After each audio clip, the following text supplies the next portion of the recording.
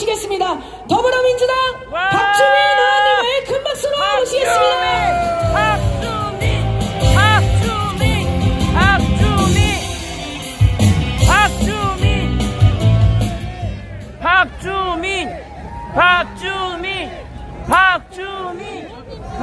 네, 여러분 안녕하십니까, 박주민입니다.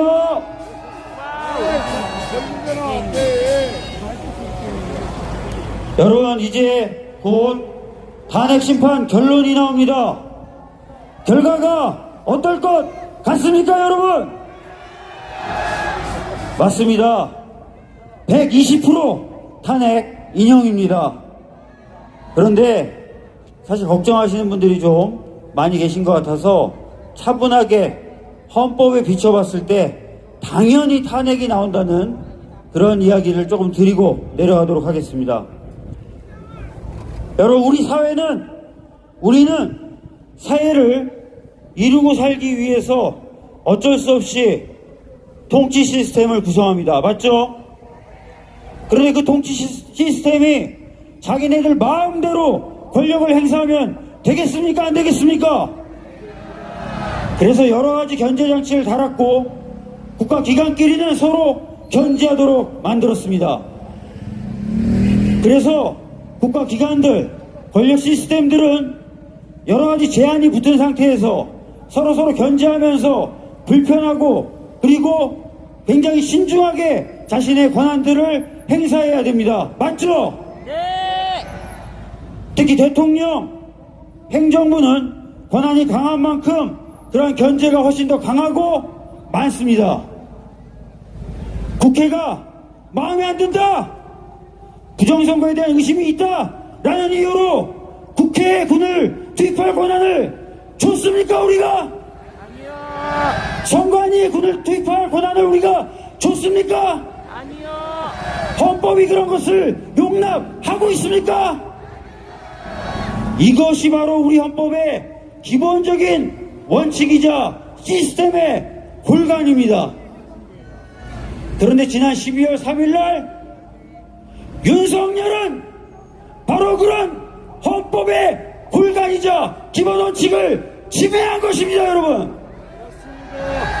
그날 우리 국민들은 다 같이 그 장면을 봤습니다. 더 나아가서 윤석열 본인이 대국민 담화랍시고 방송에 나와서 온 국민 앞에서 자백하지 않았습니까, 여러분? 이런데도 탄핵이 인용되지 않을 리가 있습니까, 여러분? 없습니다. 그렇습니다. 헌법에 비추어보면 100% 아니 200% 아니 300% 탄핵은 인용됩니다, 여러분. 걱정되는 것은 그럼에도 불구하고 헌재 결정에 불복하려는 시도가 있을 것 같습니다. 우리는 그런 시도에 대해서 어떻게 대응해야 되겠습니까? 단호히 대응합시다, 여러분. 헌법 질서의 훼손을 더 이상 지켜보지 맙시다, 여러분. 여러 세력들이 연대하여 극우적 세력을 고립시키고 축소시켜 나가야 됩니다. 우리 그럴 수 있죠? 다 같이 힘 모아서 헌정 질서를 회복하고 극우적 세력을 더 이상 이 땅에 발붙이지 못하게 합시다. 모두 다 가능한 일입니다. 모두 다 힘을 합쳐서 해냅시다, 여러분. 감사합니다. 네, 우리 유구한 촛불의 전통 해보겠습니다. 5번 연호하겠습니다. 박주민! 박주민! 박주민! 박주민! 박주민! 박주민! 다시 한번 박수 부탁드립니다. 힘찬 발언 감사드립니다. 자, 이어서 다음 의원님을 또 모시겠습니다. 요즘 홍보를 굉장히 잘하시는데요. 계엄군이 선정한 일 잘하는 국회의원 더불어민주당 김영민 의원님을 큰 박수로 모시겠습니다. 김영민! 안녕하십니까, 반갑습니다. 김영민! 윤석열을 파면하라! 파면하라! 파면하라! 파면하라! 국힘당을 해체하라! 해체하라! 해체하라! 해체하라! 네, 여러분 반갑습니다. 노사원 수첩의 A급 수거 대상으로 분류됐던 김영민입니다. 반갑습니다. 와! 여러분들 살아서 만났습니다. 그렇지 않습니까? 맞습니다. 그런데 더 충격적인 것은 몇몇 정치인들이 아니라 이 자리에 계신 다수의 시민들 여러분도 큰일 날 뻔했습니다. 그렇지 않습니까, 여러분? 맞습니다. 우리는 내란의 밤을 건넜고 사선을 함께 넘은 동지입니다. 와, 맞습니다. 지금 헌법재판소에서는 피청구인 윤석열 탄핵 재판이 이루어지고 있는데 윤석열 어떻습니까? 입만 열면 거짓말하고 있고 극우 선동을 하고 있지 않습니까, 여러분?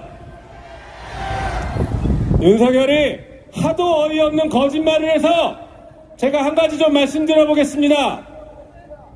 윤석열이 비상계엄을 선포한 이유가 국회가 입법 폭주했다, 탄핵 남발했다, 예산 삭감했다 이렇게 얘기하고 있습니다. 새빨간 거짓말입니다. 윤석열 공소장에 보면 이렇게 나와 있습니다. 22대 총선이 시작되기 전인 작년 3월, 4월 달에 윤석열은 김영원과 그때 처음 비상계엄을 모의했습니다. 작년 3월, 4월에 국회가 입법 폭주했습니까? 특검법 2개밖에 없었습니다. 50억 클럽, 김건희 특검 딱 2개밖에 통과 안 시킨 상태였습니다. 그리고 그때 탄핵이 남발됐습니까? 5명 탄핵했습니다. 검사 3명, 그리고 이상민, 이태원 참사의 주범 이상민 탄핵했고 이동관 탄핵했더니 도망가 버렸습니다. 이게 탄핵 남발이 맞습니까, 여러분? 그리고 그때 3월, 4월에 예산을 심사합니까? 어디 예산 삭감이 있습니까? 윤석열이 말하는 비상계엄의 이유는 새빨간 거짓말입니다, 여러분! 이런 얘기를 헌법재판소가 명확하게 알아야 합니다. 그러면 윤석열은 왜 미쳐서 왜 겁도 없이 비상계엄을 선포했을까요? 이유는 하나입니다. 장기 집권을 하기 위해서였습니다. 독재를 완성시키기 위해서였습니다. 동의하십니까? 윤석열이 뭘 만들려고 했습니까? 국가 비상 입법기구를 만들려고 했습니다. 그것이 국회를 대체하고 마구마구 입법을 해서 여기 계신 여러분들을 싹 다 잡아들이려고 했던 거 아닙니까, 여러분? 우리는 도저히 용서할 수 없습니다. 민주주의의 적에게 관용을 베풀지 맙시다, 여러분. 그리고 윤석열 공소장에 보면 특이한 얘기가 나옵니다. 우리는 지금 비상계엄이라고 얘기하는데 윤석열은 비상계엄이라고 하지 않습니다. 뭐라고 하는지 아십니까? 비상대권 비상조치라고 하고 있습니다. 이 비상조치가 무엇이겠습니까? 72년 유신헌법에 있던 긴급조치였습니다. 여러분 무섭지 않습니까, 여러분?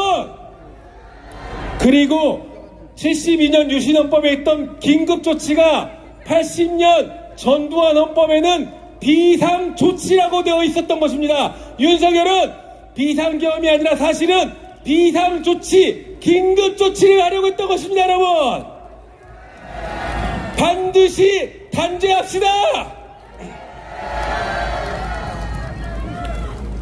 맞습니다. 반드시 단죄해야 됩니다. 그러기 위해서 우리가 더욱 똘똘 뭉칩시다. 우리 지치지 말고 3월 달에 있을 예정인 윤석열 파면 결정이 나올 때까지 같이 힘내서 싸웁시다. 네, 고맙습니다. 자, 다섯